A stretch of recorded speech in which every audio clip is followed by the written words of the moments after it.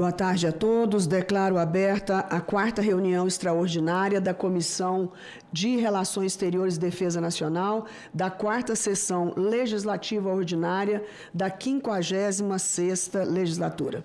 A presente audiência pública tem como objetivo receber como convidado o excelentíssimo senhor encarregado de negócios da Embaixada da Ucrânia no Brasil, para obter informações sobre a invasão russa à Ucrânia e suas consequências, bem como sobre a ajuda humanitária solicitada pelo governo ucraniano ao Brasil por intermédio da Embaixada da Ucrânia em Brasília, em atendimento ao requerimento número 1 de 2022 da CRE, de minha autoria, aprovado no dia 24 de março último. Compõe a mesa comigo o excelentíssimo senhor Anatoly Anatoly Tak, encarregado de negócios da Embaixada da Ucrânia no Brasil. Ressalto mais uma vez que ele faz o papel totalmente do embaixador, em que pese tenha essa nominata de encarregado de negócios, mas ele está representando a embaixada aqui no Brasil. A reunião será interativa, transmitida ao vivo e aberta à participação dos interessados por meio do portal e-Cidadania na internet, em senado.leg.br/e-Cidadania ou pelo telefone da ouvidoria 0800 61 22 11. Cumprimento a todo o corpo diplomático da Ucrânia que possa estar aqui presente. Esclareço a todos as diretrizes que seguiremos. Inicialmente será dada a palavra ao excelentíssimo senhor encarregado de negócios pelo tempo que julgar necessário. Em seguida, abriremos a fase de interpelação pelos senhores e senhoras senadoras. O embaixador terá em seguida o prazo para resposta, podendo ser concedida réplica e tréplica. Dando continuidade à iniciativa de um debate em torno da invasão da Ucrânia pela Rússia, com desdobramentos para todo o planeta, a Comissão de Relações Exteriores e Defesa Nacional tem o prazer de receber agora o encarregado de negócios da Ucrânia. Hoje de manhã recebemos o ministro das Relações Exteriores Exteriores do Brasil e ontem o embaixador da Rússia. Quero relembrar que o Senado Federal é, por sua própria natureza, um espaço democrático e plural, onde convivem diferentes vozes e opiniões. Tenho muita satisfação em dizer que a Comissão de Relações Exteriores e Defesa Nacional cultiva e respeita essas diferenças, que são parte integrante de nosso convívio democrático. O objetivo dessa sessão é o de acrescentar elementos que permitam à sociedade brasileira ampliar a compreensão das questões em jogo, levando em conta as perspectivas e preocupações de cada uma das partes envolvidas e dos interesses nacionais. Essa comissão defende, assim como o Parlamento e o Executivo brasileiros, o cessar-fogo imediato e o início de negociações que conduzam a uma paz duradoura e sustentável. Em pleno século XXI, nenhum motivo pode justificar uma guerra, em que pesem todas as diferenças. Só é espaço para que prevaleça a diplomacia e o diálogo como mecanismos de solução de controvérsias. A morte de populações civis e indefesas, crises humanitárias e ameaças à paz e à segurança internacionais são intoleráveis nos dias de hoje. De igual modo, a ação dos Estados no concerto das nações deve ser pautada em favor do desenvolvimento econômico, da busca da prosperidade com justiça social, do fortalecimento da segurança alimentar e do pleno funcionamento dos setores financeiros e de serviço. Esperamos que durante essa sessão o encarregado de negócios da Ucrânia possa nos trazer informações atualizadas sobre os últimos eventos sobre as negociações pela paz. Bom debate a todos. Concedo a palavra ao excelentíssimo senhor Anatoly Tak, encarregado de negócios da Embaixada da Ucrânia no Brasil, pelo tempo que julgar necessário. Por favor, embaixador. Obrigado. Prezada presidente, senadora Kátia Abreu, prezados senhores senadores, prezadas senhoras e senhores, é um privilégio de estar hoje presente e ter a possibilidade de dar as informações sobre os últimos acontecimentos na Ucrânia.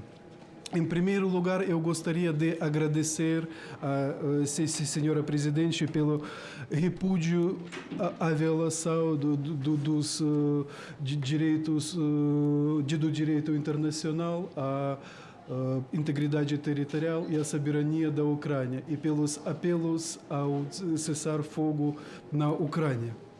Esse apoio é muito importante para o nosso povo.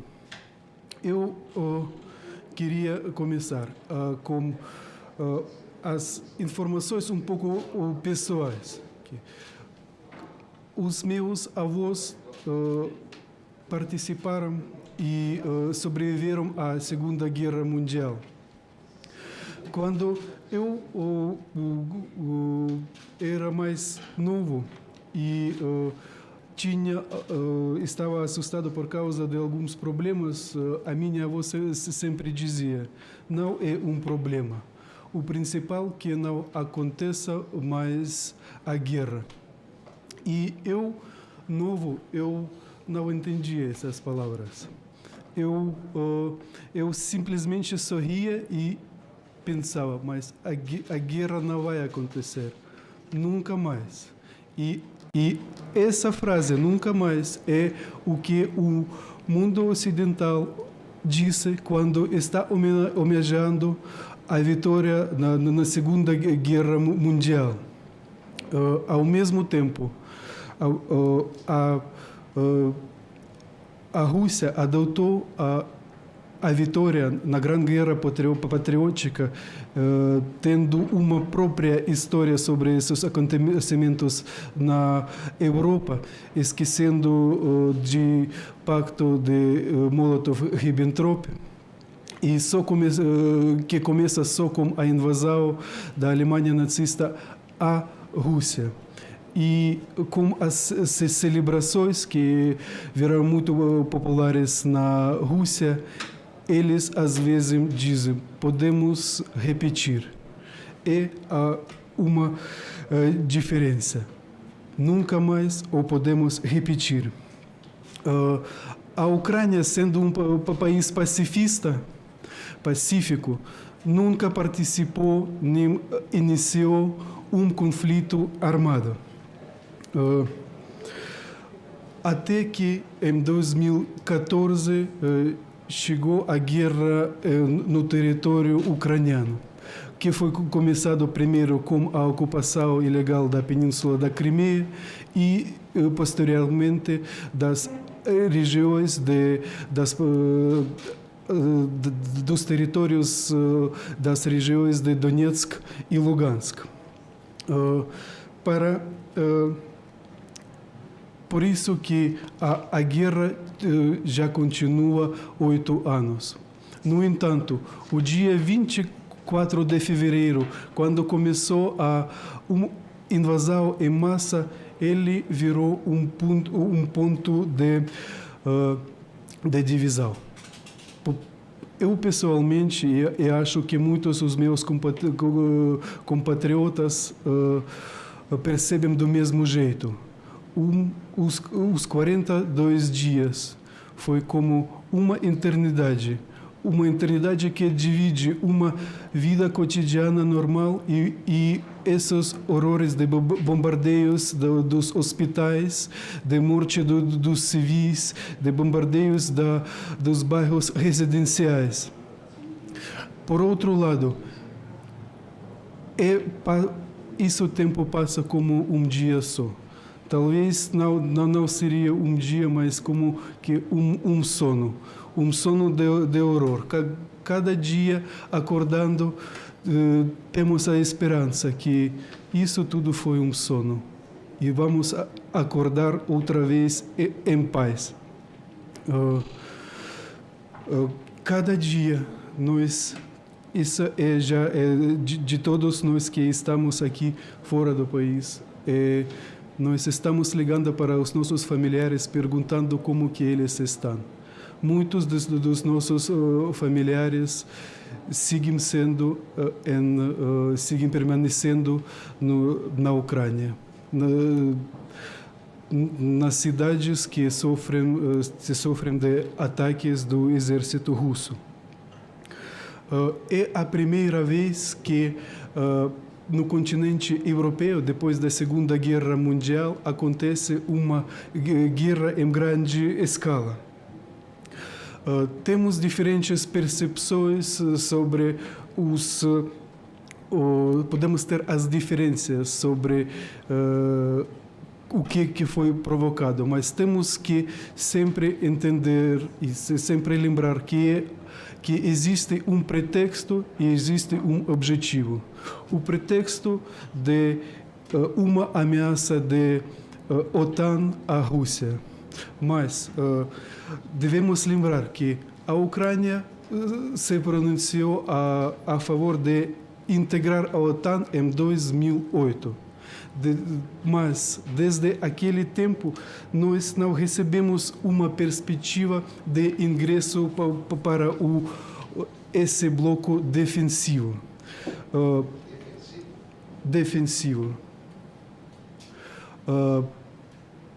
Também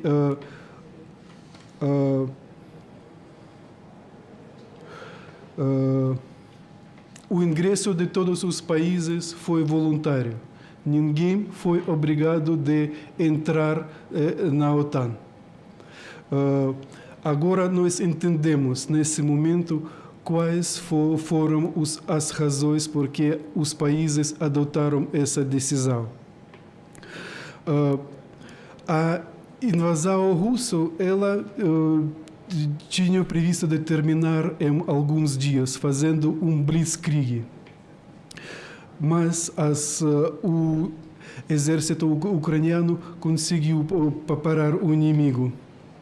A intenção real foi a invasão rápida, instalação de um governo leal à Rússia e retorno da Ucrânia à zona da influência da Rússia.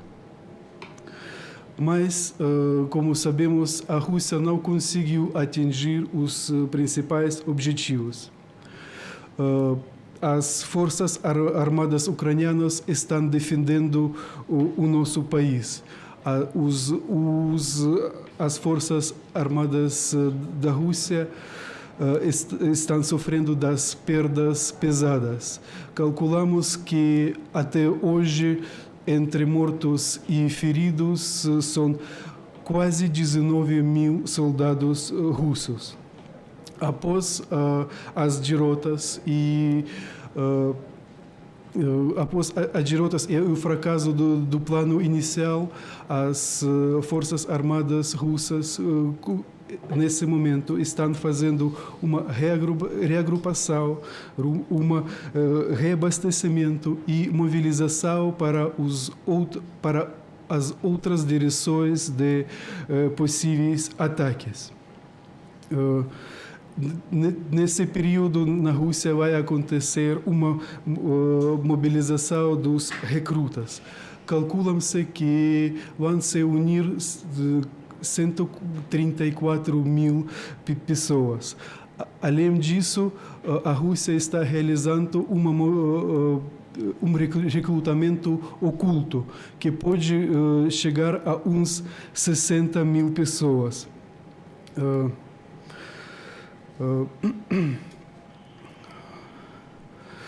Também temos a preocupação de que as tropas russas que ficam no território de Transnistria demonstraram a prontidão de entrar na ofensiva.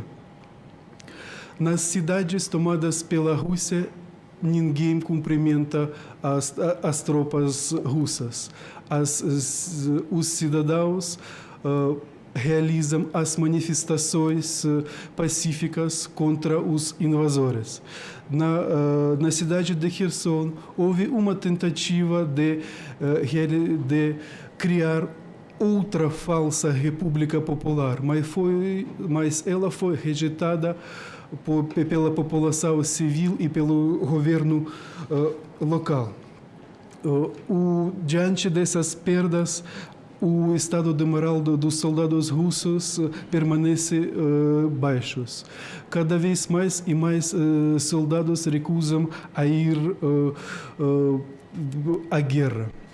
Diante dos desafios logísticos, os soldados russos receberam a ordem de mudar para a autossuficiência, ou seja, eles foram autorizados a pilhar os moradores. Eles estão roubando dos civis, eles estão roubando dos comboios humanitários. O que eles não podem roubar, eles destroem.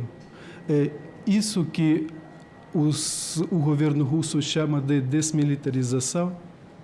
Privar comida dos ucranianos. No Senado Federal há um projeto de uma decisão de reconhecimento de Holodomor, a hambruna oficial feita pela União Soviética na Ucrânia, que levou a vida de muitos milhões de ucranianos. Espero que o Senado vai aprovar essa decisão. Tendo medo das protestas em massa na Rússia, as autoridades russas estão introduzindo a censura na mídia, estão proibindo as redes sociais, estão introduzindo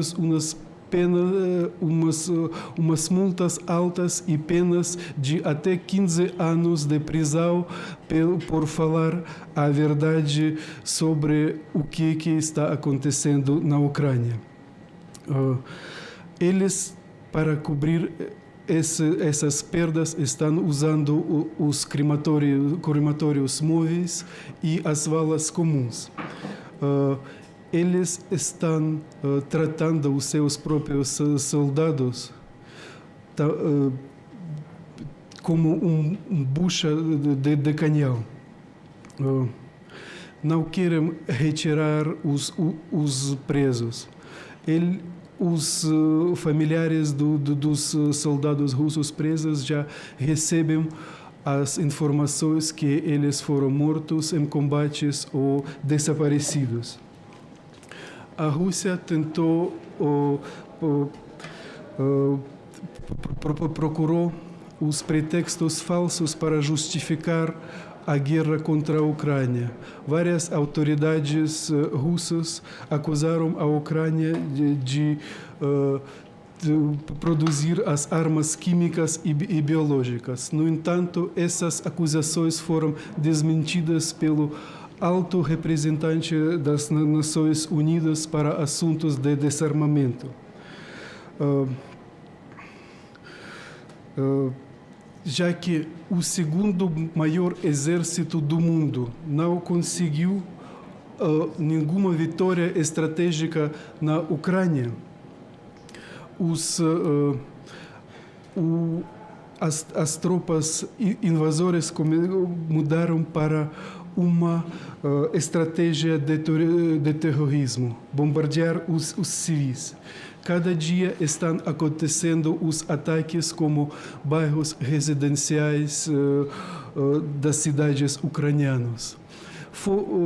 Para mostrar a gravidade, eu vou só mencionar que dos quase 1.400 mísseis que foram lançados contra a Ucrânia, quase a metade foi contra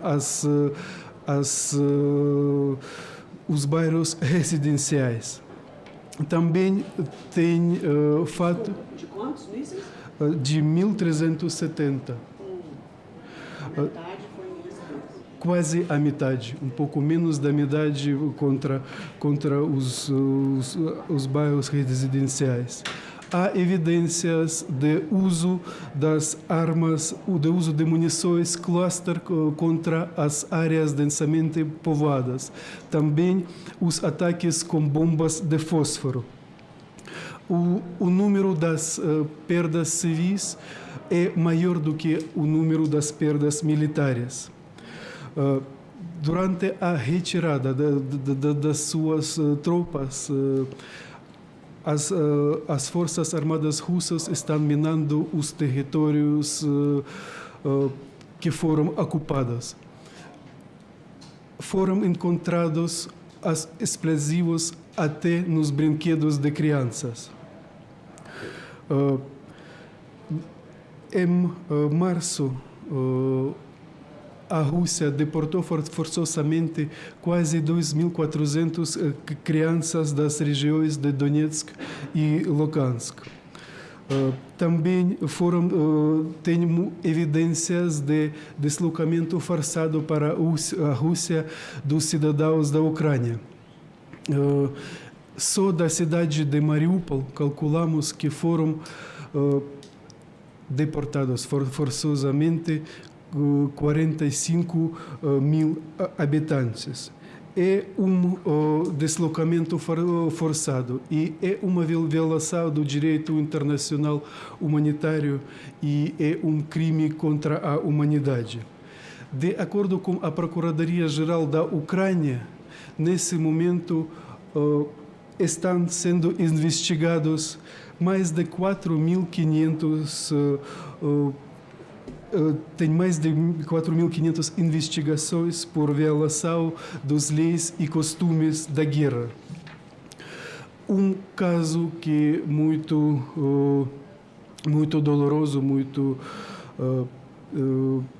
foi depois que nós poderíamos observar depois da retirada das tropas russas das proximidades da cidade de Kiev. As cidades de Bucha e outras cidades. Foram encontrados 410 corpos dos civis mortos. Acredito que muitos viram essas imagens horríficas.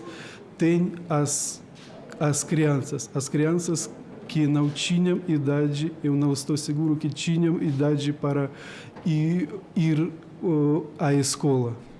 São esses nazis que eles estão combatendo. Havia canil dos cais abandonados.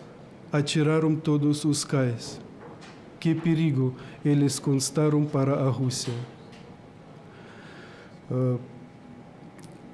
Human Rights Watch envia seus representantes para essas regiões para juntar as evidências que depois vão ser apresentados nos tribunais internacionais. O Ministério das Relações da Ucrânia também apelou ao Tribunal Penal Internacional para enviar a sua missão para essas cidades e vilarejos libertados da região de Kiev para realizar a coleta das evidências. Mais de 40 países apoiaram a investigação do Tribunal Penal Internacional sobre esses crimes contra a humanidade. E nesse mesmo período, na Federação da Rússia, numa agência de propaganda estatal russa, RIA Novosti, publica artigo onde chama a desucranização, propondo reprimir a identidade nacional dos ucranianos, até mesmo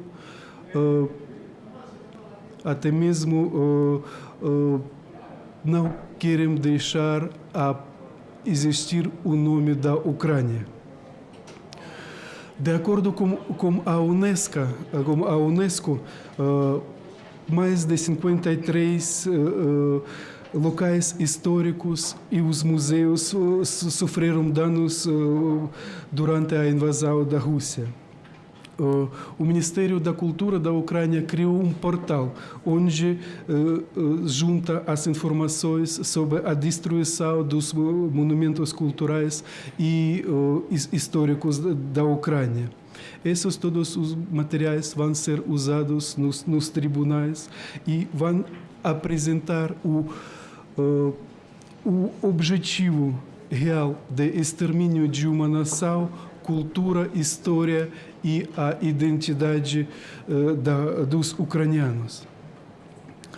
A situação humanitária continua a se deteriorar. Os ataques contra as áreas residenciais acontecem cada dia. Os alvos desses ataques são os jardins de infância, os estabelecimentos educacionais, os postos de combustíveis, os hospitais.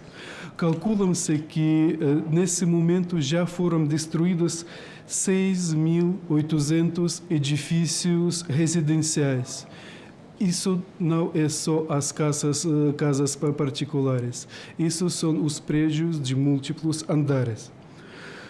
Segundo a agência, o Alto Comissariado das Nações Unidas para os Refugiados, nesse momento, estima-se que 13 milhões dos ucranianos precisam da assistência humanitária. Essa situação provoca que a Ucrânia precisa de ajuda humanitária. Agradecemos ao governo do Brasil de enviar uma carga para a Ucrânia. Infelizmente, a situação continua agravando e nós apresentamos um novo pedido. Basicamente, são os alimentos e medicamentos que estamos pedindo. A situação mais crítica continua na cidade de Mariupol, onde diariamente estão lançados contra a cidade entre 50 e 100 bombas aéreas. A cidade fica quase inteira destruída e nela até agora permanecem por volta de 130.000 pessoas. Também um caso muito chamativo é um bombardeio de teatro de drama da cidade, que abrigava 1.300 pessoas. Em dois lados do teatro estava escrito crianças, para que o piloto, com letras grandes, para que o piloto possa ver que as pessoas estão abrigadas lá.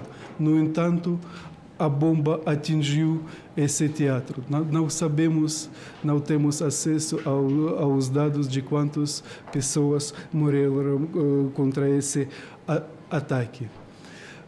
De acordo com o Alto Comissariado das Nações Unidas para os Refugiados, 10,7 milhões das pessoas, quase 11 milhões das pessoas foram abrigadas de deixar as suas casas. 6,5 milhões viraram deslocados internos e 4 milhões, mais de 4 milhões das pessoas deixaram o país. As estimativas do governo ucraniano que todas as pessoas que foram obrigadas a sair das suas casas, o número de pessoas oscila entre 11 e 12 milhões de pessoas.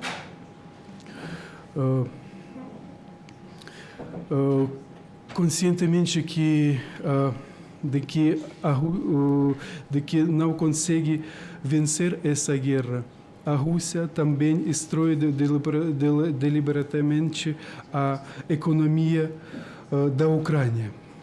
De acordo com os nossos cálculos, com as nossas estimativas, que em um mês as perdas da guerra custavam 10 bilhões de dólares. As atividades econômicas caíram uns 30%. O bloqueio dos portos ucranianos pelos navios de guerra russos não permite a exportação da Ucrânia. De acordo com as estimativas, o PIB da Ucrânia caiu uns 35% em apenas um mês. Também as Forças Armadas Russas estão atacando os equipamentos agrícolas para impedir as campanhas de semeadura. Devido à guerra, uns 30% das áreas semeadas estão indisponíveis.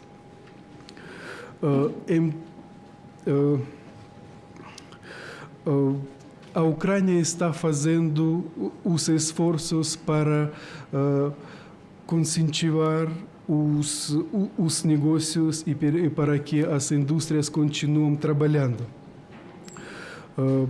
Já foram deslocadas muitas empresas para os territórios relativamente seguros. 60 indústrias já renovaram as suas atividades. O Parlamento adotou as leis que diminuiu significativamente a burocracia para os negócios. Também foi simplificado o sistema tributário. Foram garantidos os depósitos bancários. As autoridades ucranianas também começaram a preparar para a campanha de sementeira, prevendo o reembolso dos juros para as atividades relativas com agricultura. Acabar com essa guerra segue sendo o principal objetivo da Ucrânia. Foram realizadas 6 rodadas de negociações. Na última rodada, no dia 29 de março, a Ucrânia apresentou as propostas para as suas garantias de segurança, que prevêem um tratado internacional que garanta a segurança da Ucrânia e inclui os países do Conselho da Segurança da ONU e também alguns dos países vizinhos da Ucrânia. As garantias de segurança temporalmente não estão incluídas os territórios temporalmente ocupados das regiões de Donetsk, Lugansk e da República Autônoma da Crimeia. A questão das regiões de Donetsk e Lugansk estamos proponendo discutir durante a reunião dos presidentes, enquanto a questão da República Autônoma da Crimeia, a proposta é de umas negociações durante os próximos 15 anos, sem aplicar esforços de resolução militar da situação. Já estamos vendo que a Rússia está pronta para dar os passos à frente nessas negociações. No entanto, até um cessar-fogo e até uma desescalada da situação, não podemos falar sobre que conseguimos algum resultado. A Ucrânia continua insistindo na retirada das forças russas até os pontos de deslocamento no dia 23 de fevereiro desse ano. As consequências dessa guerra vão sentir muitos países, vão sentir em diferentes continentes. A invasão russa está criando uma crise alimentar no Oriente Médio e no norte da África, que recebiam muitos produtos agrícolas ucranianos. Precisamos reforçar mais as sanções contra a Rússia, porque se a Rússia não for detida e não for punida agora, amanhã os outros possíveis agressores podem começar guerras em outras regiões do mundo. Eles devem entender que uma guerra não é um proveito. Ele só tem um preço alto e não leva nenhum benefício. Obrigado.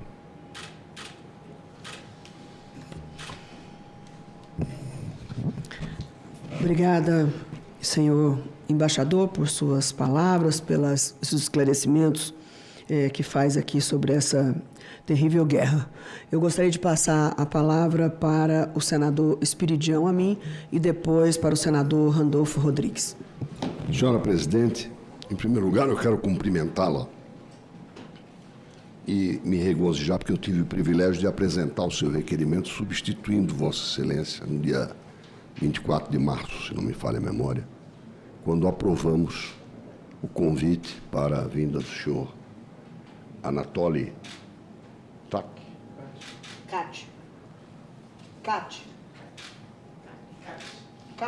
Tkach.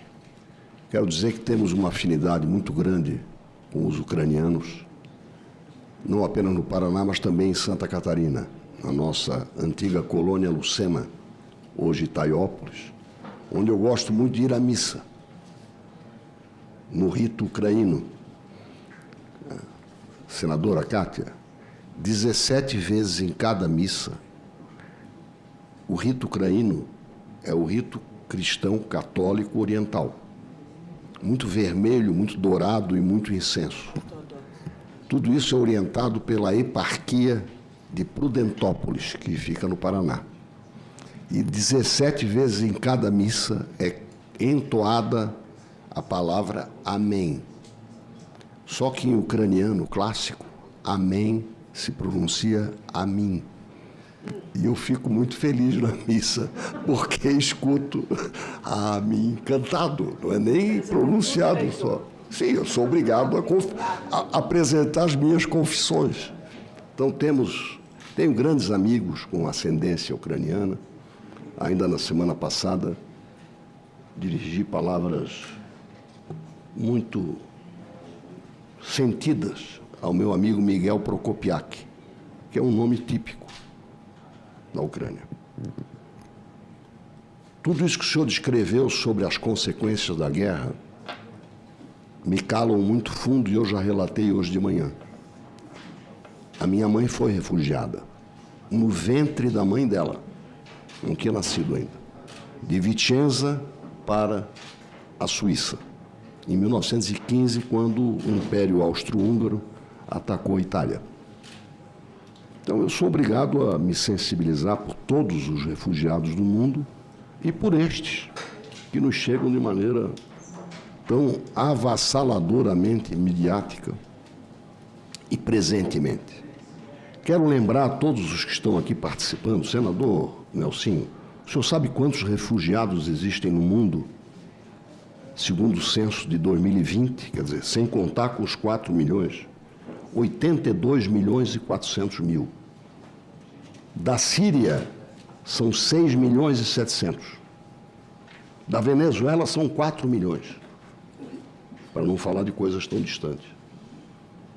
Então, 82 milhões e 400 saíram do seu país, sem contar os colombianos, que em número de 8 milhões se deslocaram dentro da Colômbia. Isso são dados da Agência da ONU para Assistência a Refugiados. E os dados são de junho de 2021. Então, está mais do que provado que a guerra é uma insensatez. O primeiro, o segundo, o terceiro, o 10º tiro são insensatos. O difícil tem sido impedir e parar. E a senadora Cátia Abreu ouviu, como eu ouvi, a resposta do embaixador da Rússia ontem aqui. Ouvimos hoje o nosso ministro. Eu queria dizer que passei para o seu WhatsApp, senadora. Há 50 anos, exatamente no dia 8 de junho de 1972, foi fotografada a senhora, na época uma criança, Kim Phuc Phao Thi, a garota da bomba do Vietnã. Lembra da história? Uma bomba incendiária, Napalm, made in United States of America, foi lançada sobre o templo onde estava refugiada a família dela. Ela mora em Nova York. Publicou um livro, A Garota da Foto. Ela simbolizou a guerra do Vietnã. É fácil, é só bater no Google, A Garota da Foto. Então, é a visão de uma das crianças atingidas por bombas incendiárias, o outro gás amarelo que desfolhava, gás desfolhante, como o Vietnã tinha uma floresta amazônica, né? Tinha que desfolhar para poder enxergar o inimigo. Gás desfolhante. Ou seja, tinha que matar a árvore para poder pegar o sujeito lá embaixo. A guerra é uma sucessão de maldades. Ninguém faz arma para fazer o bem. Brincar. Então, e usa para matar, e muitas vezes nem para matar. Se usa calibre baixo para produzir um ferido, porque aí tem que mobilizar a equipe de socorro. Todas essas crueldades são boladas com o espírito da guerra. E quero dizer que a minha solidariedade é total às pessoas que estão engrossando essa multidão de refugiados. E A Marcha da Insensatez, que é um livro muito interessante de ler, prossegue. Bárbara Tuchman é a autora desse livro. A Marcha da Insensatez, como começou a Primeira Guerra Mundial, vai embora. E todas as outras sempre começaram com um motivo. E todas elas se desdobram. No fim, o sujeito fica brigando por causa da própria consequência. Por isso, quanto mais durar, pior. E concluo dizendo que eu subscrevo tudo o que o Itamaraty tem dito, falado e votado. Porque essa é a expressão. Eu não tenho nada a retificar no que o Brasil tem tomado como atitudes públicas, oficiais, no foro adequado. O foro adequado é a ONU. Hoje, pela manhã, ainda rememoramos o acordo de Minsk, que é de 2015, eu acredito, 2014, 2015.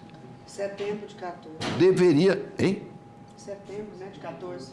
2014, 2015. Setembro. Ele deveria ter sido detalhado para que ficasse pacificado o seu entendimento. Quando as partes não tinham o mesmo mapa. O mapa é diferente de um e de outro. Então, o diabo mora nos detalhes, não mora na cobertura. É no detalhe que mora. E um pouco dessa tragédia se deve ao descuido de não tornar precisas as duas resoluções da ONU subsequentes à questão mais recente da Crimeia. A mais conhecida é a Guerra da Crimeia, que é de 1850, europeias, França e Inglaterra versus Rússia. E concluo para dizer o seguinte: eu acho que o Brasil sempre será um colaborador e absolutamente coerente com a nossa posição histórica. Nós queremos fortalecer a ONU. E eu me congratulo com o discurso do presidente Zelensky, né? De ontem, perante o Conselho de Segurança da ONU. Vocês querem acabar com a ONU ou querem habilitar a ONU? Se quiserem acabar, mantenham este Conselho de Segurança, onde um veto acaba com qualquer decisão. Isso vem ao encontro do que o Brasil tem dito. Parabéns para a nossa diplomacia, que tem dito que com o Conselho de Segurança, onde os 5 fundadores, cada um deles tem poder de veto, é natural que cresçam mecanismos paralelos. E aí eu quero me justificar porque que eu me insurgi contra a sua expressão, peço desculpas por ter feito, talvez, um impulso. A OTAN não é um organismo defensivo. A OTAN é um entulho da guerra para fazer guerra. Não é para defender. É para atacar. É para ameaçar. E ela usa os outros países. A OTAN não tem sede na Bélgica. Nós sabemos onde é que ela tem sede. Tem sede na indústria armamentista dos maiores países do mundo. Então, eu quero deixar aqui a minha opinião. Não é julgamento, é opinião. Enquanto nós prestigiarmos e vemos o mundo, enxergarmos o mundo prestigiar a OTAN em desprestígio da ONU, é isso que está acontecendo. A ONU não tem poder de retaliação, nem poder dissuasório. A OTAN tem. Quanto mais OTAN, menos ONU. É isso que nós temos vivido. E estamos, lamentavelmente, colecionando intervenções militares, algumas disfarçadas, né, com nomes, né, especiais, como está acontecendo agora. É uma operação especial. Olha bem que sutileza. São sutilezas para disfarçar e, o que é pior de tudo, sem poder acudir com eficiência e assistindo a aumentar o número de refugiados, de crianças, de mulheres, de negócios, com efeitos colaterais devastadores, como o senhor mesmo frisou. É só ver a nossa fragilidade. Nós não podemos comprar ureia do Irã. Não podemos comprar fertilizante da Bielorrússia. Não podemos comprar fertilizante da própria Rússia. Não podemos comprar trigo da Ucrânia. Só para dar alguns exemplos dos efeitos colaterais de nós todos, que podemos ser solidários, mas também estamos apanhando. Então, eu queria repetir que haja um grande esforço para fazer cessar. E eu espero que a ONU possa mediar o pós-guerra da maneira mais solidária e com a nossa solidariedade possível.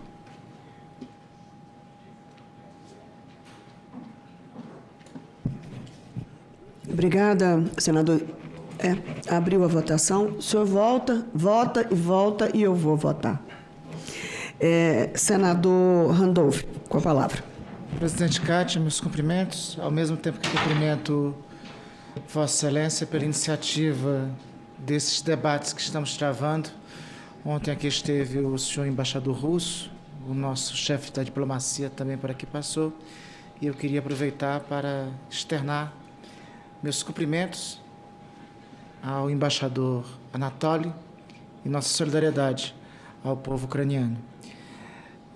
Em primeiro lugar, partindo de onde o senador Amin deixou, acho que tem, presidente, uma lógica política das nossas Nações Unidas não existente mais sobre a constituição, inclusive, do seu próprio Conselho de Segurança.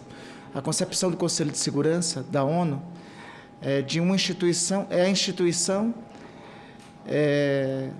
com poder de veto daquelas nações vitoriosas da Segunda Guerra. Por isso, essa composição, Estados Unidos, a Rússia,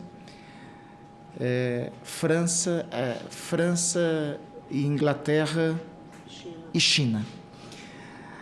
Só que esse status, a geopolítica global da Segunda Guerra, me parece que já foi superada.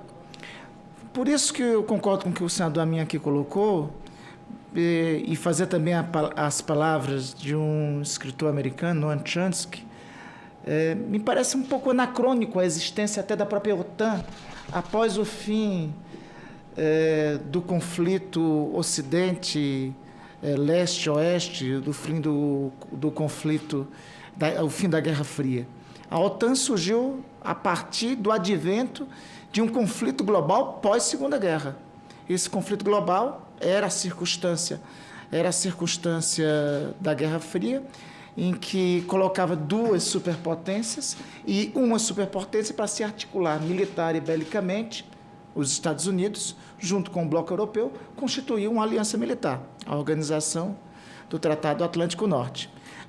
Em contrapartida, o bloco soviético constituiu uma outra aliança militar, o Pacto de Varsóvia. Com o fim da União Soviética, em 1991, há uma pergunta elementar, e obviamente com o fim do Pacto de Varsóvia, há uma pergunta elementar a ser feita. Para que a existência do bloco militar do Ocidente?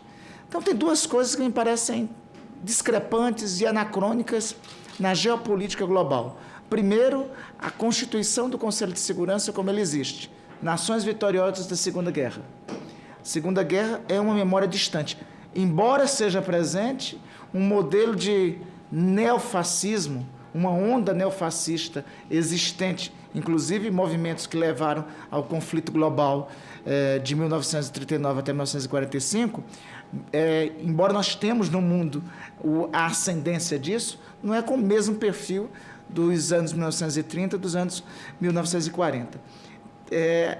A Segunda Guerra já era uma geopolítica superada pela própria Guerra Fria, superada depois pelo pós-Guerra Fria e superada agora pela nova geopolítica que está sendo implementada pela Rússia. Então, dito isso, e externando o acordo, não há sentido de ter a Organização das Nações Unidas um formato de Conselho de Segurança nos moldes das nações vencedoras da Segunda Guerra.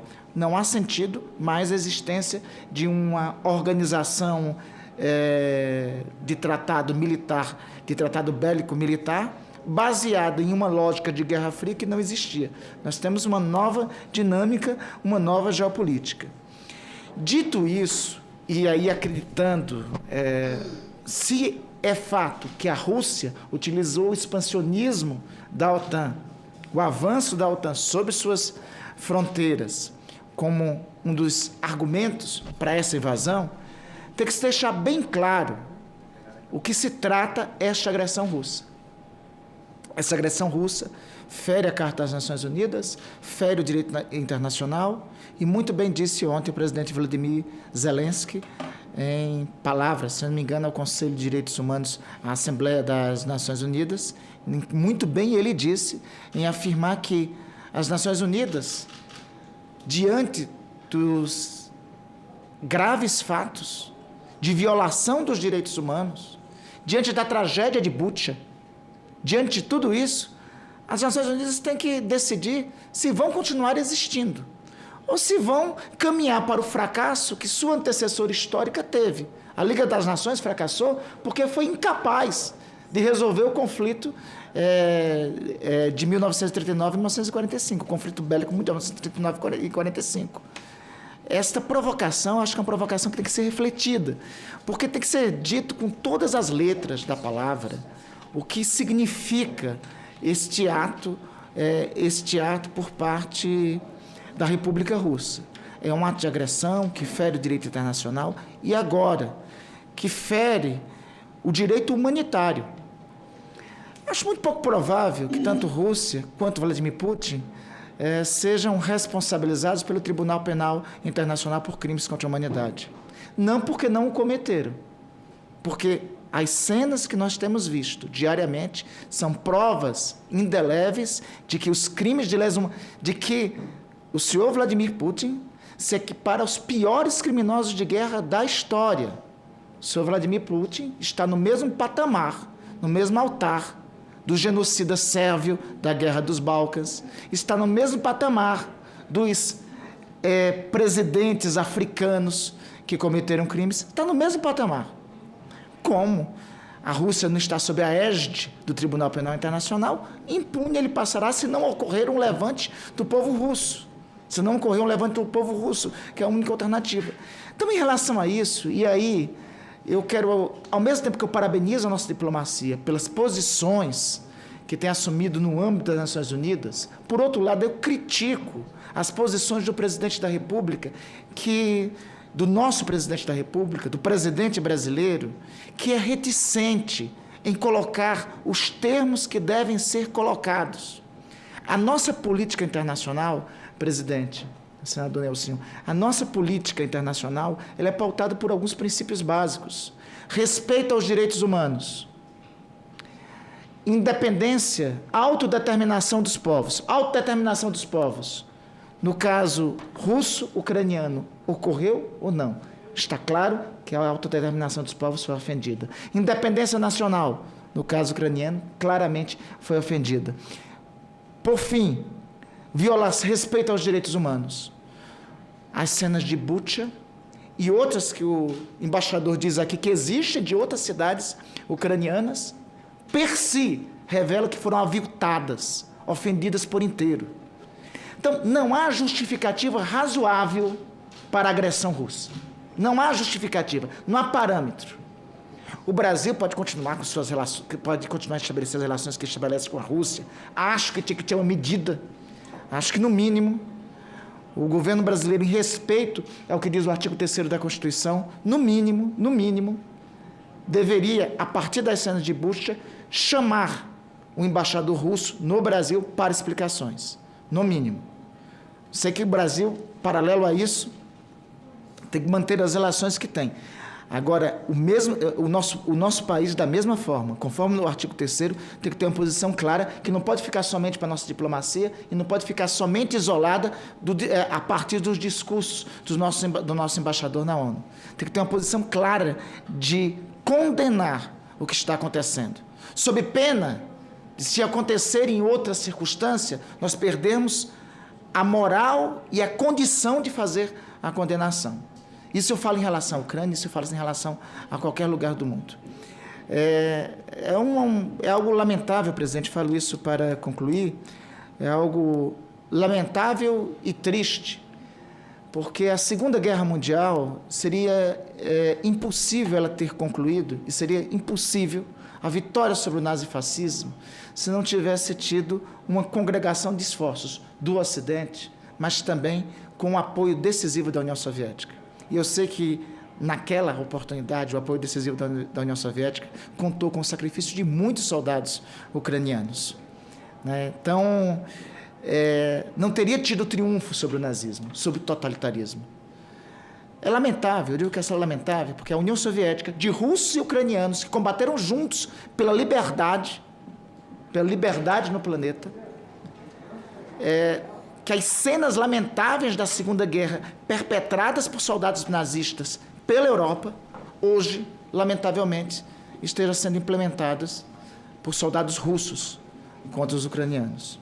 Não pode restar, e eu quero aqui externar para o senhor, embaixador, posição diferente da parte de qualquer democrata, da parte de qualquer cidadão brasileiro, da parte de qualquer pessoa que tem empatia, nesse instante, senão apresentar solidariedade ao povo ucraniano, abraçar o povo ucraniano, receber os ucranianos e condenar o genocídio, não há outra palavra, que está sendo cometido pelo governo russo. Pelo governo russo. É importante separar o governo russo, que é uma ditadura do seu povo. E eu ainda tenho esperança que o povo russo saberá, em algum momento da história, dar a resposta necessária às ações genocidas, ditatoriais, que lá têm sido implementadas. Então, só para externar aqui meu abraço e minha solidariedade. E esperar e rogar que um dia o Brasil possa, o nosso governo possa agir com a mesma coerência da nossa diplomacia. Obrigada, senador Randolph Rodrigues. Eu passo a palavra para o senador Nelsinho Trade. Presidente Cátia Abreu, colegas Randolph, Esperidião Amin, eu vou fazer apenas uma pergunta, deixando para ouvir as considerações do excelentíssimo senhor Anatoly Kati, encarregado de negócios da Ucrânia. Na visão de Vossa Excelência, quais os reais motivos que motivaram o início desse confronto bélico? Eu vou complementar, pedindo permissão ao senador. Eu acho a pergunta muito apropriada, embora seja óbvia. Mas, se você compreender 2014 até agora, quando foi a invasão da Crimeia, sempre ficou no ar uma animosidade depois de 2014, Ucrânia e Rússia. E 2014 para cá, são quantos anos? 8 anos, certo? Nesses 8 anos, o que aconteceu? O que agravou mais? O que deixou de ser feito? Que tipo de provocação surgiu nesse período? Uma análise bem transparente desses 8 anos depois de 2014. Apenas uma consideração, presidente Cátia. Essa pergunta eu fiz ontem para o embaixador da Rússia. E a resposta pode ser óbvia, mas ela deve ser divergente, porque senão não teria conflito. Por isso que eu quero ouvir a resposta da parte da Ucrânia, a mesma que eu ouvi a mesma pergunta que eu fiz da parte da Rússia.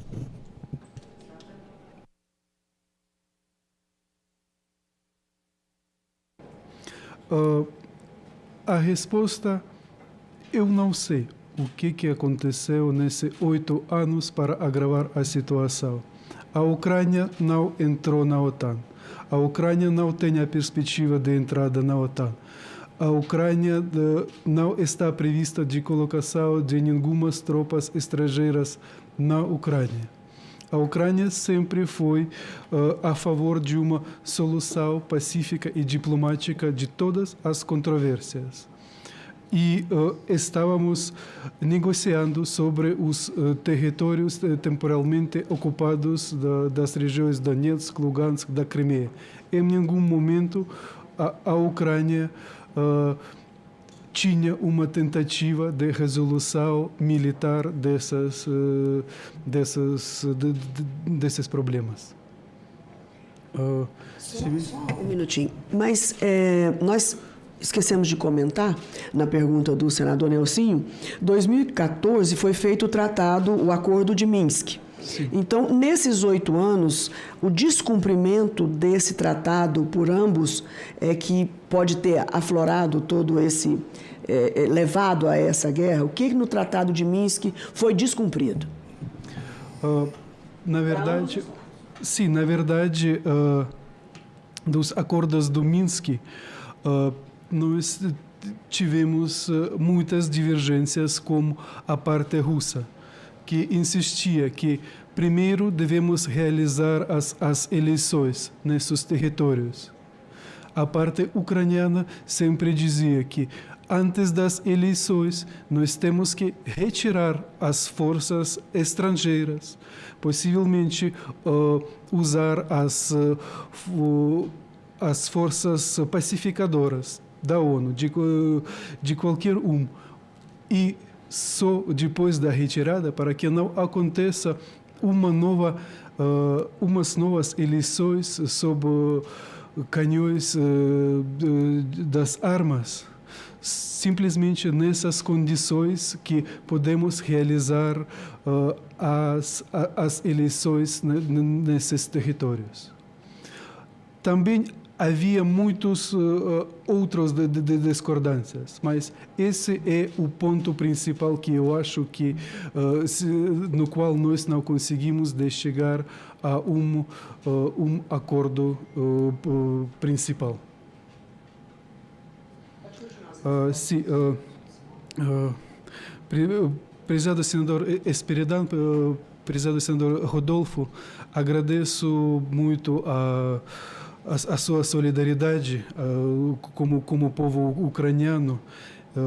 Nós sentimos muito apoio do povo brasileiro. Muitas pessoas estão cada dia oferecendo para ajudar a Ucrânia, tanto acolhendo os eventuais refugiados como mandando uma ajuda humanitária para a Ucrânia. Também eu queria só permitir algumas menções, que também sabemos que em 1992 também foi criado outro mecanismo, a Organização do Tratado de Segurança Coletiva na Europa Oriental, que a Rússia também fez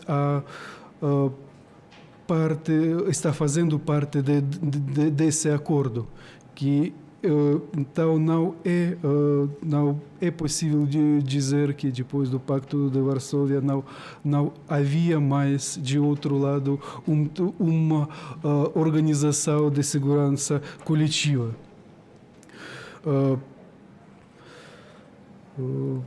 Sim, nós durante esses anos nós nunca fomos aprovados para a adesão à OTAN, mas essa direção sempre foi muito importante para a Ucrânia, porque existia reformas na Ucrânia. Eu vou mencionar a aprovação de ingresso na OTAN, para que os senhores entenderem a dinâmica. É que, segundo um estudo da opinião pública, até o 2014, 15% da população ucraniana apoiava o ingresso à OTAN. Em 2014, depois da primeira agressão contra a Ucrânia, esses 15 viraram 45. Agora, esses 45 viraram 76%. 76% dos ucranianos estão aprovando um eventual ingresso à OTAN. E sim, eu simplesmente queria acrescentar uma frase mais do nosso presidente, do discurso do nosso presidente. Sim, ele também disse que o direito de voto virou o direito de matar. Obrigado. Cidadania tem algum?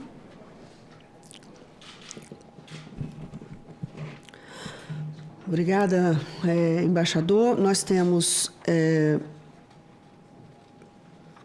participação do E-Cidadania, da Franciena Gugel, do Ceará, que comenta: tenho a impressão de que a guerra entre a Rússia e a Ucrânia está sendo usada como treinamento bélico por alguns.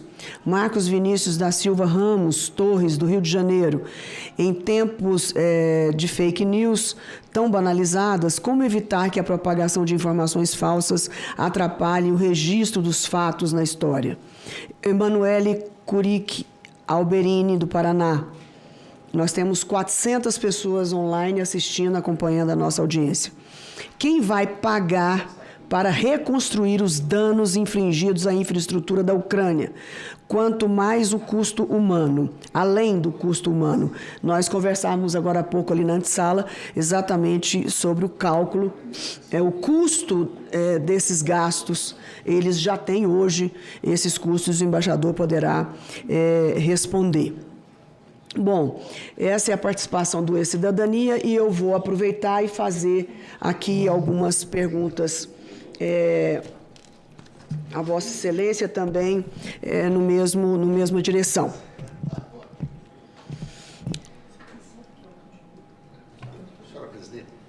Pois não? Me inscrever só para um... Com certeza, senador Esperidião. Pode ser? Claro. Eu só queria dizer para o nosso querido senador Randolfo Rodrigues, que como eu é solidário, que um pouco de história não nos fará mal. Nós somos solidários com todos aqueles que sofrem, inclusive no Brasil. Mas não custa dizer que o maior massacre perpetrado contra os ucranianos na sua história foi entre 29 e 32, 33. Quando A Grande Fome. a Grande Fome, a fome vermelha, como se chamou, que para ter trigo para exportar, estou falando trigo como sendo um dos elementos, né? Para exportar, o chefe do governo comunista soviético, Joseph Stalin, nascido na Geórgia, deliberadamente, como política pública, não foi uma coisa de inadvertência, faltou comida, não. Tomou a comida na coletivização e gerou 3 a 5 milhões de mortos por fome. Vou repetir, 3 a 5 milhões de ucranianos morreram de fome. É um povo sofrido. E também teve seus momentos de glória sob o regime comunista. Eu era garoto de 12, 13 anos de idade, quando vi na televisão, que não existia ainda, era mais fotografia e filme, Nikita Khrushchev, ucraniano, primeiro-ministro da União Soviética, batendo com o sapato nos balcões da ONU, celebrando a derrubada do U-2, que hoje é nome de banda, né? E tendo como prisioneiro não um militar americano, mas um agente da CIA, Gary Powers, que recusou a ordem de se suicidar, seja por pistola, seja por cianureto, e contou tudo. Contou que ele era realmente espião. E, contrariando a expectativa dos americanos, que eram seus patrões, era possível abater o seu U-2, que era mais parecido com um planador do que com um avião a jato. Eu que sou brevetado em planador, quero dizer que o Grob Twin 103 tem as asas assim muito parecidas com o do U-2. A 22 mil metros de altitude, pelo menos, talvez um pouco mais. O SAM-3 foi lá e encontrou, abateu o avião, o piloto não consumou o ato e relatou que a espionagem estava sendo feita. Isso foi, tanto é que o avião depois foi substituído por outros modelos. Mas então é muito difícil você se posicionar sem ter o alcance, né, dessa tragédia que não precisava acontecer. Faço minhas as palavras da senadora Cátia Abreu e do ministro hoje de manhã. Eu acho que houve um vacilo. Não foi essa palavra que ele usou, senador, mas foi algo parecido. Nós não percebemos que era importante detalhar o acordo. Tanto é que há uma controvérsia de interpretação, não só do mapa, mas do teor, do cronograma subsequente ao acordo. O que não justifica a agressão, o que não justifica, mas como disse a própria pergunta da senadora, olha, parece que houve um vacilo, não digo das partes, mas da ONU, que regulou o acordo, mas não o regulou naquilo que eu digo. Como, né, o diabo não mora na cobertura, mora nos detalhes. Só para concluir. Presidente, só para completar o dado histórico assim, aí vai a parte aqui, o diálogo entre historiadores, né? Então, só para completar o dado histórico, os ucranianos foram ali do período stalinista objeto de uma experiência de laboratório stalinista, né? uma experiência sociológica de implementação de uma política stalinista de forçar a implementação das fazendas coletivas, da coletivização, e que resultou na tragédia que os ucranianos viveram. E como a história é um carro alegre, que atropela indiferente quem a negue, né? Depois é Nikita Khrushchev, que faz exatamente a remissão histórica e denuncia os crimes do stalinismo, principalmente esses crimes aí cometidos, concede a Península da Crimeia à Ucrânia, né, naquele período, e Khrushchev, ucraniano como é. Né? Presidente da República com um congresso mais complacente, o senhor entregaria o Amazonas para o Amapá? Eu acho que a gente pode começar a debater isso daí, né? Transformar o grande Amapá, toda a região amazônica. Eu gostaria ainda de fazer uma timeline aqui, Randolph, só um minutinho. Uma timeline não para justificar, mas para entender, compreender. Em 91 foi o fim da União Soviética, certo? 99 já foi incluído na OTAN, Polônia, Hungria e República Tcheca. Em 2004, em 2004, foi incluído na OTAN Bulgária, Estônia, Letônia, Lituânia, Romênia, Eslováquia e Eslovênia, países da antiga União Soviética. Então, foram sendo capturados à borda da Rússia. Diante desses ataques da OTAN, ataques estratégicos da OTAN em cima das divisas da Rússia, especulativos, veio a invasão da Crimeia pela Rússia, já numa atitude defensiva. Depois disso, incluíram ainda na OTAN Montenegro e Macedônia, certo? Então, se você pegar o mapa, eu não quero... um cerco.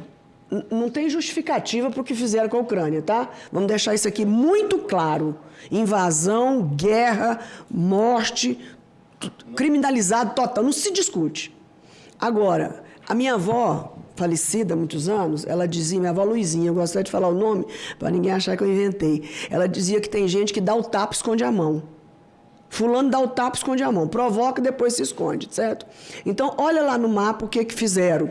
Olha o avanço da OTAN instigando onça com vara curta. Será que isso aí ia querer? Isso aí ia querer paz? Isso aí ia querer paz? Vamos falar a verdade. Isso aí não é instigar a paz. Isso é defensivo ou isso é ofensivo? Isso é ofensivo. Agora, não justifica.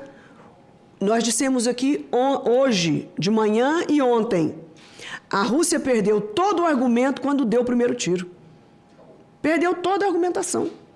Então, o temor do último foco amarelo, a Ucrânia, de também entrar na OTAN, é a pressão última, Randolph. Certo? E a Ucrânia, hoje, é bucha de canhão desses que invadiram, deram o tapa e esconderam a mão. Certo? Agora, eles estão tendo a consequência. Destruição, mortes, tudo e muita oferta ruim. De arma. E muita oferta de armas. Muita oferta de armas. Então, eu já disse também ontem, as fábricas, os fabricantes, que a gente sabe muito bem onde moram, estão tudo felizes com essa guerra. Agora, nós, a grande maioria da população do mundo, nós somos contra. Não tem ninguém que pode ser a favor disso. Então, fora isso, eu acho que essa cronologia aqui não é que explica, demonstra a cabeça de quem reage. Às vezes você me dá um tapa, eu posso reagir lhe dando outro tapa. Às vezes ele vai reagir chorando, o outro vai reagir lhe pedindo perdão. Então, quando você dá o tapa e esconde a mão, você tem doido de tudo quanto é jeito do outro lado. Doido que vai te dar um beijo, doido que vai te dar um tapa, doido que vai te dar um soco, doido que vai embora. Maneira de dizer o doido. Cada um tem uma reação. Então você não instiga a reação de quem você tem as impressões muito claras do que são capazes de fazer. Então fica o outro lá longe rindo, os daqui sofrendo, certo? E maluquice do outro lado. Então eu acho que tem justificativa assim para muita coisa. Agora, com relação ao trigo, que estava dizendo agora o Espiridião, veja bem o desastre que isso aqui pode representar. Hoje, tem 690 milhões de pessoas que dormem com fome no mundo, certo? Em 22 anos, era 300 milhões a mais. Nós conseguimos reduzir isso aqui. Isso deveria ser o foco da civilização. 300 até finalizar mais. Então, em 40 anos, nós acabaríamos com todo mundo que dorme com fome. Esse que seria o foco de uma civilização. Então, você pretender ser uma potência tecnológica, uma potência econômica, não tem nada mais lindo do que isso. Mas as pessoas não se conformam só com isso. Querem ser potência militar, para desviar o nosso foco, que deveria ser a fome e a desigualdade. Então, vamos para o nosso Brasil. Outra coisa importante que tem que se registrar. A Ucrânia, quando era União Soviética, era o grande complexo russo industrial militar. Está lá dentro da Ucrânia. Então, imagine na cabeça de quem está lá do lado, olhando o que ficou do outro lado, sendo engolido, podendo ser engolido pela OTAN, convencido pela OTAN. Primeiro, os ucranianos eram contra, 15%, depois 40% já é a favor, 75% já é a favor. Será que não era esse o foco e o objetivo? De convencer 75% da Ucrânia a entrar na OTAN? Conseguiram vencer. Que a população quer entrar na OTAN agora. Agora, a que preço? A que custo que esse povo está pagando? E nós, a civilização, um exemplo péssimo para o mundo desse. Então, agora é o seguinte, veja bem, o Brasil é o quarto maior importador, consumidor de fertilizantes do mundo. Só fica atrás da China, da Índia e dos Estados Unidos. Os estudos demonstram que se nós tivermos uma escassez de fertilizantes, nós vamos reduzir a produção de alimentos em 50%, segundo a FAO. A Rússia e a Ucrânia são os maiores produtores de fertilizantes do mundo. A gente tem que ir fazendo as costuras, enxergando, porque não pode ser pura e claramente um fato sendo avaliado. O que está contornando tudo isso? Eu tenho um amigo que fala, Kátia, quando você vê um negócio grande demais, pode ir por trás que tem dinheiro escondido. Pode ir por trás. Coisa sem lógica, monstruosa, tem dinheiro por trás. Interesses muito fortes. O Brasil importa 85% do seu fertilizante. Isso é uma incompetência nossa. Falta de estratégia, falta de planejamento, falta de responsabilidade da elite política brasileira, que eu me incluo, de nós não sermos autossuficientes em produção de fertilizantes. Sendo que 23% vem de lá da Rússia.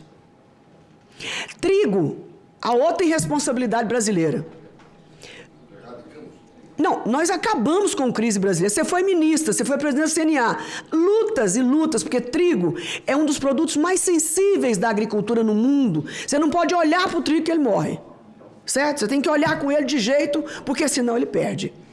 Existe pesquisa quase que zero. Então, por que nós deixamos o Brasil, 200 milhões de habitantes, com esse mundo de terra agricultável, não ter trigo? Isso é incompetência total e absoluta. A Embrapa agora está às duras penas contando um dinheirinho e fazendo pesquisa de trigo no Cerrado. Vai ser a grande segunda revolução tropical do planeta. É produzir trigo no Cerrado, que era inadmissível. Apenas Rio Grande do Sul e Paraná, Santa Catarina, que eram capazes de tanto. O trigo do Paraná evoluiu do ponto de vista genético, do Rio Grande do Sul nem tanto. Ainda há resistências com as mudanças, estão reduzindo a produção. E nós fizemos o que em todo esse período? Absolutamente nada. A agricultura do Brasil brota, ela brota, ela brota. Ela brota pela vontade dos produtores e que tem um plano safra, graças a Deus, mas não existe um plano estratégico. Agora é milho, agora é trigo, agora é isso, mais dinheiro para vocês plantar trigo com juro zero, certo? Então, isso que é estratégia. É assim que o mundo desenvolvido faz. Não é que ele obriga você a plantar trigo, ele te dá vantagens para você plantar trigo e correr o risco. Porque trigo é altamente risco. É exatamente, cobrir o seguro, 100% do seguro. Não, foram tratando o trigo como se fosse soja. Foram tratando o trigo como se fosse boi gordo. E não é. Então, nós pecamos durante toda essa estratégia da década de 70 para cá, foi não ter evoluído na produção própria de fertilizantes e não ter ainda desenvolvido o trigo por preguiça de pensar, que a Embrapa já está lá fazendo, com dinheirinho, que não tem dinheiro para fazer. E eu louvo a Embrapa por isso. Então, o trigo já subiu na Bolsa de Chicago, peguei agora há pouco, 50% o preço. A Rússia e a Ucrânia são os maiores exportadores de trigo do mundo, só. 33% do trigo consumido no mundo vem da Rússia e da Ucrânia. Será que isso é pouco? Isso é muita coisa. Então, é muita coisa em jogo por trás de toda essa guerra. E eu vejo a fragilidade do menos...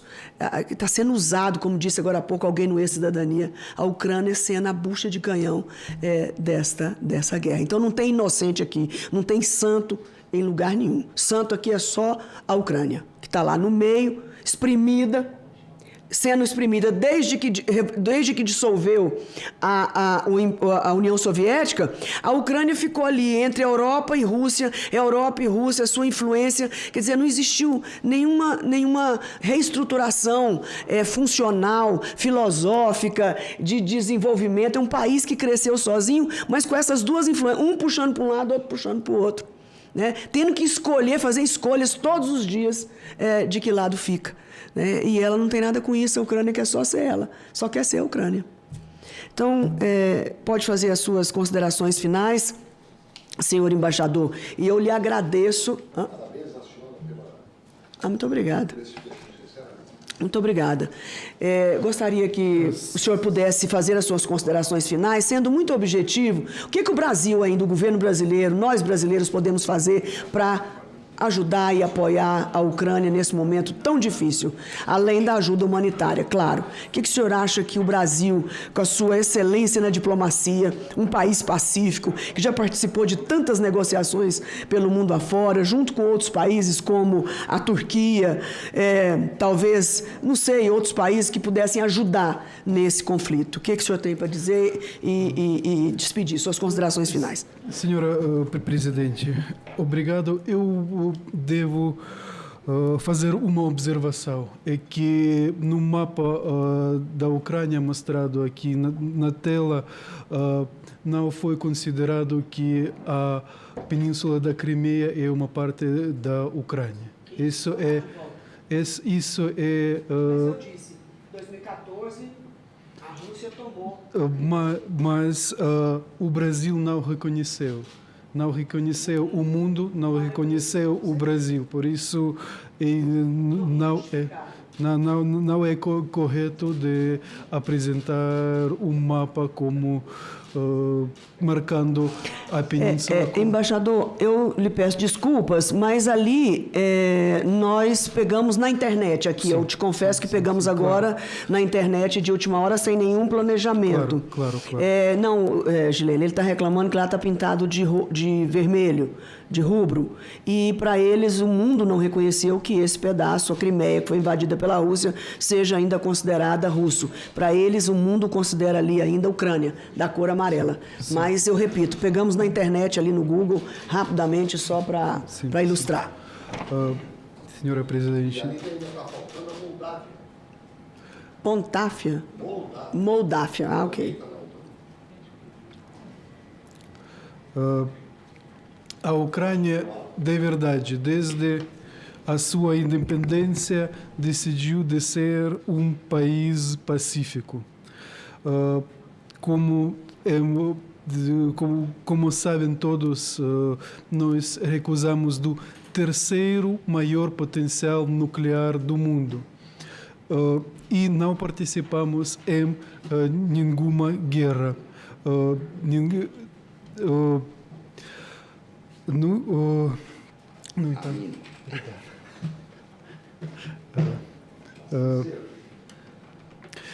E sempre vimos como as possíveis, como o único caminho possível de resolução de todas as controvérsias é a diplomacia. A estratégia que a Ucrânia, junto com os seus parceiros internacionais, adotou antes da invasão em massa foi as negociações. Primeiro ponto são as negociações. Ucrânia e seus parceiros estavam negociando com a Rússia de uma desescalada da situação. Por outro lado, claro, nós estávamos nos preparando para proteger e estávamos preparando as nossas forças armadas.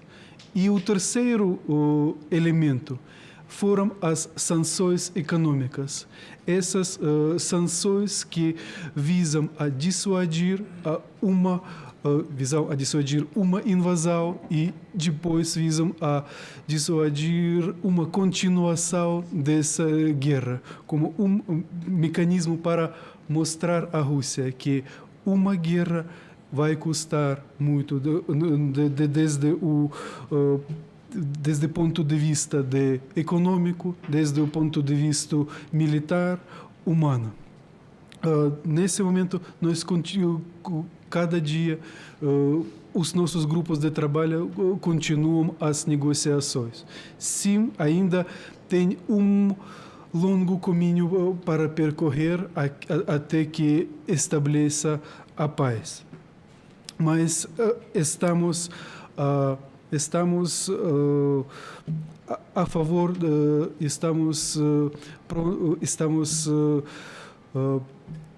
o nosso maior esforço é a solução do conflito. Nós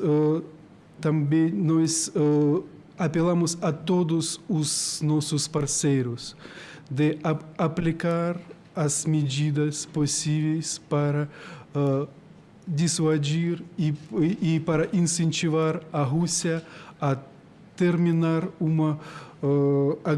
essa agressão, a terminar essa guerra.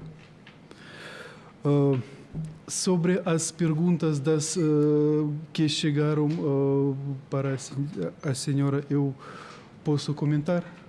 Sim, nesse momento nós estamos vendo que a Rússia está experimentando as armas novas, está testando na Ucrânia as armas novas. Por isso que, se é de verdade, serve como essa preparação das suas forças armadas. Também um ponto muito importante é a desinformação. A desinformação existe e a desinformação na Rússia é muito forte. Lá, como eu já comentei, estão proibidas as redes sociais, os Facebook, o Instagram, estão proibidos. As mídias estão sob controle do Estado. Tem a censura. Mas como um cidadão pode se proteger? É só conferir como as fontes de confiança. Não acreditar em uma fonte só. E a terceira pergunta é sobre quem vai reconstruir. Já muitos países e muitos parceiros ucranianos se expressaram a favor de ajudar com a reconstrução do país. No entanto, também uma parte vai ser reconstruída com as retribuições da Rússia, como os fundos da Rússia, quem iniciou essa guerra e quem provocou esses danos. Infelizmente, as vidas humanas não são reparáveis. Muito obrigado, senhora senadora Kátia Abreu, por me convidar. Muito obrigado, senhoras e senhores senadores. Muito obrigado a todos. Boa tarde. Agradeço mais uma vez a participação dos senadores, das autoridades aqui presentes, assessorias, consultores e especialmente ao excelentíssimo senhor Anatoly Tak, encarregado de negócios da Embaixada da Ucrânia. Agradeço a todos aqueles que nos acompanharam até agora pelo E-Cidadania. Declaro encerrada a presente reunião e convido amanhã para a sabatina de 11 diplomatas. Iniciaremos às 9 e vamos tocar direto até às 4, 5 horas da tarde. Muito obrigada.